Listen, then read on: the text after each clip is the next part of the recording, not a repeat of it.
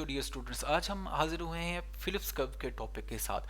Phillips curve को 1958 के अंदर जो था, फिलिप्स नामी एक इकोनॉमिस्ट ने इंट्रोड्यूस किया था, जो कि इनिशियली वेज इन्फ्लेशन और अनएम्प्लॉयमेंट के दरमियान नेगेटिव एसोसिएशन को जाहिर करता था। इसके बाद इकोनॉमिस्ट ने इसको रिफाइन किया और जो केनेजियंस थे उन्होंने इसको डिमांड मैनेजमेंट स्टेबलाइजेशन के मॉडल के तौर पे पेश किया, जिसके अंदर उन्होंने इन्फ्लेशन को जो है रिप्लेस कर दिया प्राइस इन्फ्लेशन से और अनएम्प्लॉयमेंट से। तो उन्होंने ये सजेस्ट किया कि शॉर्ट रन के अंदर आप जितनी मर्जी चाहे अनएम्प्लॉयमेंट को कम कर सकते हैं या इन्फ्लेशन को कम कर सकते हैं, लेकिन इनके दरमियान एक ट्रेड ऑफ होता है। 1960s के अंदर फ्रीडमैन और फिलिप्स ने इस मॉडल के अंदर जो था एक्सपेक्टेशन को इंट्रोड्यूस किया।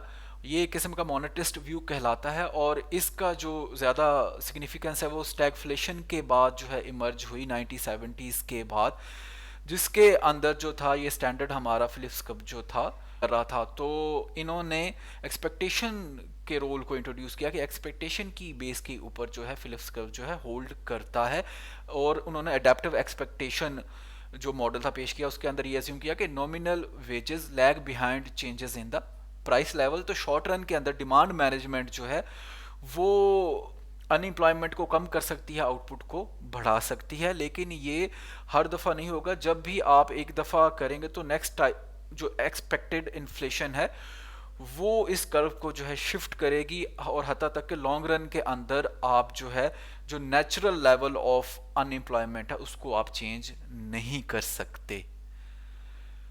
इसी तरीके से जो न्यू क्लासिकल जो व्यू था, उन्होंने ये सजेस्ट किया कि प्राइसेस और वेजेस जो है फ्लेक्सिबल हैं, जो उनका स्टैंडर्ड मॉडल है, और एंटीसिपेटेड जो चेंज है एग्रीगेट डिमांड का वो इफेक्ट नहीं करता आउटपुट का। तो उन्होंने ये बताया कि आप जितनी मर्जी डिमांड मैनेजमेंट कर लें, एग्रीगेट जो सप्लाई है वो वर्टिकल है, और हमारा अगर आप फिलिप्स कर्व बनाएंगे तो वो भी वर्टिकल बनेगा। यानी शॉर्ट रन के अंदर भी उन्होंने कहा कि डिमांड की जो एंटीसिपेटेड पॉलिसीज़ हैं वो होल्ड नहीं करती। तो ये तीन तरह के व्यूज़ हैं इसके बारे में, जिसमें लॉन्ग रन को लेकर ये सभी एग्री करते हैं कि लॉन्ग रन के अंदर ये वर्टिकल स्लोप बनेगा और आप उसको तब्दील नहीं कर सकते। आपको वहाँ पे रियल साइड जो फैक्टर्स हैं, रियल जो वेरिएबल्स हैं, जैसे टेक्नोलॉजिकल चेंज है और इस तरीके से जो भी रियल वेरिएबल्स हैं, वो तो इस अनएम्प्लॉयमेंट को, नेचुरल रेट को कम कर सकते हैं, आउटपुट को जो है बढ़ा सकते हैं, लेकिन ये नॉमिनल जो वेरिएबल्स हैं, डिमांड मैनेजमेंट पॉलिसीज़,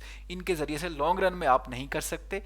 जबकि मॉनेटर्स और जो न्यू केन्सियंस हैं उनका ये व्यू है कि आप शॉर्ट रन के अंदर मैनेजमेंट के ज़रिए से इन वेरिएबल्स को अफेक्ट कर सकते हैं। जो मॉडर्न व्यूज़ हैं उन्होंने जो है इन कंसेप्ट को, ग्लोबलाइजेशन और स्ट्रक्चरल चेंज को जो है इंक्लूड किया। इसकी वजह से जो है फिलिप्स कर्व का जो रिलेशनशिप है ये अब वीक हो चुका हुआ है। फ्लैट फिलिप्स कर्व डिबेट जो है अब जारी है, क्योंकि ग्लोबलाइजेशन की वजह से और गिग इकोनॉमी की वजह से जो प्राइसेस हैं और एम्प्लॉयमेंट हैं ये अब आपस में इंडिपेंडेंट रिलेशन शो कर रही हैं। तो अब एक किस्म का ये इन्फ्लेशन का और अनएम्प्लॉयमेंट का ये फ्लैट किस्म का रिलेशनशिप शो हो रहा है मॉडर्न इकोनॉमिक्स के अंदर।